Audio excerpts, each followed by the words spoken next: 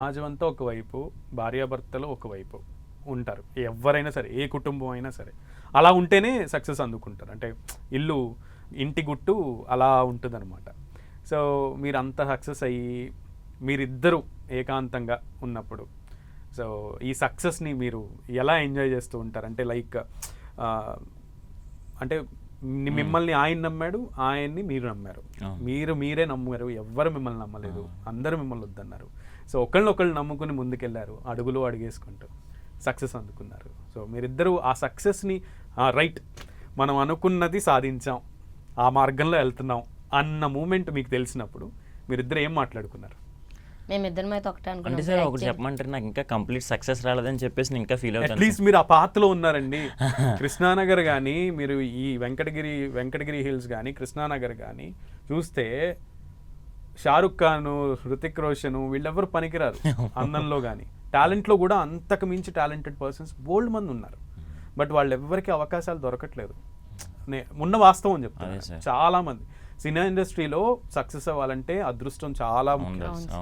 అవకాశాలతో పాటు అవకాశం రావాలంటే అదృష్టం ఉండాలని భావిస్తారు.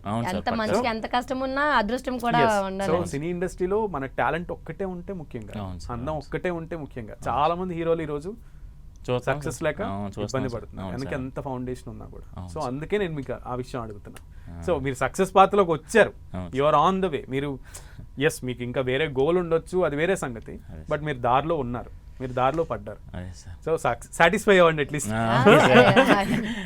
ఆ విధంగా సాటిస్ఫై సార్. ఎందుకంటే మాకు కరెక్ట్గా రీచింగ్ అయిన టైంలో మా అమ్మ వాళ్ళ ఊరి నుంచి మా అమ్మగారిని చిన్న టిఫిన్ హోటల్లో వైజాగ్ దగ్గర అనకాపల్లి పక్కన రాసాము. అయితే టిఫిన్ హోటల్ అవడం వల్ల వచ్చిన వాళ్ళు చెయ్యొద్దు, మీ అమ్మ ఇలా డాన్స్ చేస్తుందని అంటా ఉంటే కరెక్ట్గా అదే టైంలో మాకు రీచింగ్ టైంలోనే వాళ్ళు వద్దని చెప్పటము. మా అమ్మగారు కూడా వద్దని చెప్తే నేను వినలే అనేసి డైలీ 2-3 టైమ్స్ కాల్ చేసే ఆవిడ. అసలు ఫోన్ చేయలే, నేను అసలు లిఫ్ట్ చేయట్లే కూడా. ఎందుకమ్మా అని ఒక 2 డేస్ తర్వాత అడుగుతేనేమో నేను చెప్పిన మాట వినట్లే కదా, నీకు నచ్చినట్లు నువ్వు చేసుకో అని అంటున్నారు. మెల్లగా కన్విన్స్ చేసుకుని ఒక 1 వీక్ వరకు నేనే చేసి మాట్లాడుతూ ఉండేదాన్ని. మాట్లాడుతూ ఉన్నప్పుడు ఆ టైంలో అనిపించింది, ఓకే నేను మా అమ్మ ఇలా మాట్లాడట్లేదు, ఏం చేద్దాం మరి ఇప్పుడు అంటే ఈయన ఒకటే మాట అన్నారు, మనం ఈ టైంలో ఆపేసినట్లయితే ఇంక ముందుకు వెళ్ళలేము, ఇదే మనకు మంచి టైం, మంచి రీచింగ్ ఉంది కాబట్టి ఇంకా వెళ్తేనే ఇంకా మంచిగా సక్సెస్ వస్తుంది. వాళ్ళు ఎవ్వరు మనతో ఎప్పటి వరకు ఉండరు, మనమే కలిసి ఉండాల్సింది. సో మనకు ఆ వర్డ్ అనేది చాలా ఇంపార్టెంట్ కదా. ఎప్పుడు అనేది అయితే అదే అంటారు, ఎవ్వరు మనతో ఉండరు, మనమే కలిసి ఉండాల్సింది కాబట్టి మనమే ఒక డెసిషన్ తీసుకోవాలి. మంచో చెడు అప్పుడు వాళ్ళని అడుగుదాము. సో అనేసి అనగానే మా అమ్మకి మెల్లగా చెప్పాను. తర్వాత మా అత్తగారికి చెప్తే మా అత్తగారు మా అమ్మకి చెప్పారు. మా అమ్మ కూడా అప్పటి నుంచి సపోర్ట్ స్టార్ట్ చేశారు. సూపర్.